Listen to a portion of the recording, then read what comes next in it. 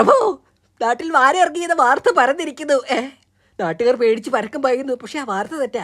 സത്യത്തിൽ ഏതോ ഉത്സവത്തിന് പോകുന്ന ആന വണ്ടിയിൽ നിന്ന് ഇറങ്ങിയതാ. ഓ, ശാസ്ത്രമനുസരിച്ച് ഒരു ചായ എന്നതിനെ വണ്ടി എന്ന് പറയാം. അതായത് വണ്ടി. താമിണ്ടരുത്. ആന വണ്ടിയിൽ നിന്ന് ഇറങ്ങി എന്ന് കേട്ട് ആന ഇറങ്ങിയെന്ന് തിരിച്ചു. ഇതാണ് സംഭവിച്ചത്. ആ വാർത്ത പരന്നു, ആകെ പ്രശ്നമായി. ആരാ വാർത്ത പരത്തിയത്? അത് ഞങ്ങൾ തന്നെയാ. ആരെവിടെ? തെറ്റായ വാർത്ത പ്രചരിപ്പിച്ച് തെറ്റിദ്ധരിപ്പിക്കുന്നത് തെറ്റാണ്. അതുകൊണ്ട് വേഗം കാട്ടിൽ പോയി ഒരു കാട്ടാനെ ഇളക്കി നാട്ടിലേക്ക് ഓടിച്ചു വിടൂ. അങ്ങനെ ആ വാർത്ത കറക്റ്റ് ആവട്ടെ. കുന്തം കള്ളം മോഷ്ടിച്ചു. സ്പെയർ കുന്തമില്ലേ?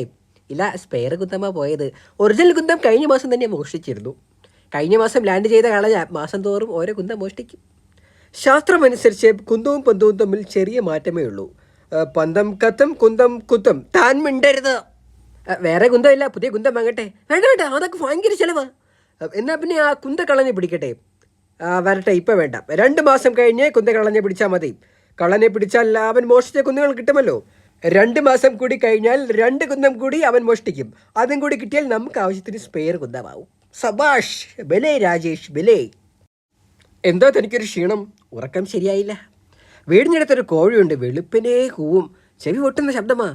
കേട്ടാൽ ഞെട്ടി ഉണരും. പിന്നെ ഉറക്കം വരില്ല. കോഴിയുടെ ശബ്ദം കുറയ്ക്കാൻ മരുന്നുണ്ട്. ആരെവിടെ? കൊട്ടാരം വൈദ്യനെ വിളിക്കൂ. മരുന്നുണ്ട്. വെളുപ്പിനെ കരഞ്ഞാൽ ഉടനെ അത് കൊടുക്കണം. ശബ്ദം കുറയും. 1 മാസം കൊടുക്കണം. മുടങ്ങിയാൽ ശബ്ദം തിരിച്ചു വരും. പിന്നെ മാറ്റാൻ പറ്റില്ല. ശാസ്ത്രമനുസരിച്ച് കോഴിക്ക് വെളുപ്പിന് മരുന്ന് കൊടുത്താൽ കോഴിയുടെ വെളുപ്പ് നിറം കൂടുമെന്നാണ്.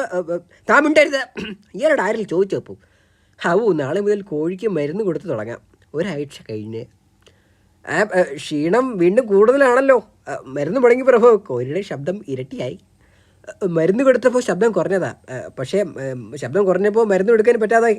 അതെന്താ? അല്ല, കോഴിയുടെ കരച്ചിൽ കേട്ടാൽ ഞാൻ ഉണരൂ. ഉണർന്നാലേ മരുന്ന് എടുക്കാൻ പറ്റൂ.